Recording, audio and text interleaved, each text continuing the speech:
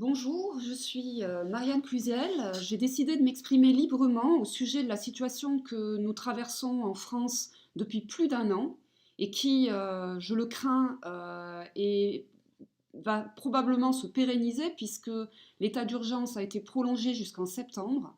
Donc je crains le retour de ce cycle infernal, euh, confinement, déconfinement, confinement, déconfinement. Je crains aussi, bien sûr, l'épée de Damoclès concernant nos droits et surtout, évidemment, le marchandage de nos libertés fondamentales avec ce conditionnement de couvre-feu.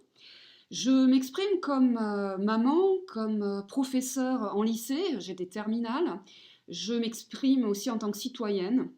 Et je souhaite dire à visage démasqué, sans verrouillage, que je ne peux pas passivement laisser mon métier de transmission se déliter par ce télétravail qui assigne les jeunes à la fleur de l'âge, chez eux, derrière des écrans gris, de 8 heures à 17 heures quand ils ont des journées très très longues, avec tout le décrochage que cela conduit, avec la déshumanisation de leur vie, de toute vie sociale.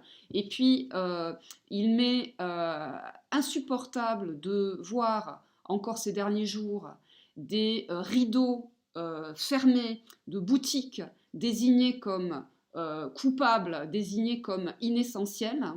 Je refuse l'anesthésie de notre vie, l'asphyxie de toute vie sociale, économique et culturelle.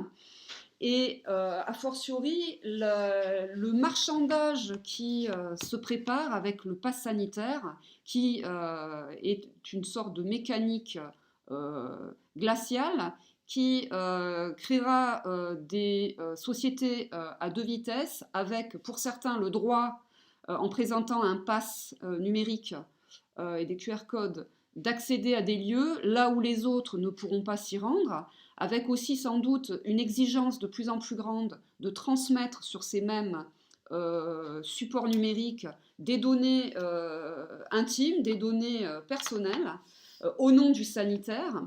Il est insupportable qu'un État, un gouvernement qui a délité son système de santé publique monnaie sans honte la prétendue santé en confisquant la liberté des uns et des autres.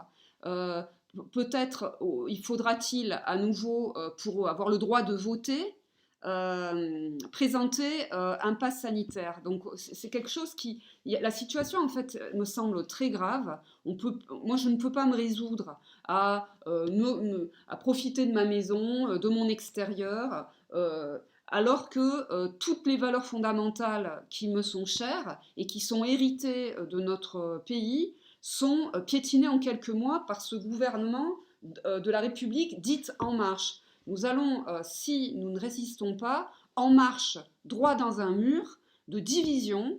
Euh, j'ai décidé de rejoindre le collectif Peuple Libre qui, dans ses principes, dans sa charte, affirme clairement non seulement son attachement à nos principes républicains, à nos droits fondamentaux, et qui souhaite voir réunis tous ceux et celles qui ont, quelle que soit leur différence, quelle que soit leur origine politique ou apolitique, sociale, économique, qui ont un objectif commun qui est de renverser ce rapport de force pervers et surtout sortir de l'invisibilité dans laquelle nous sommes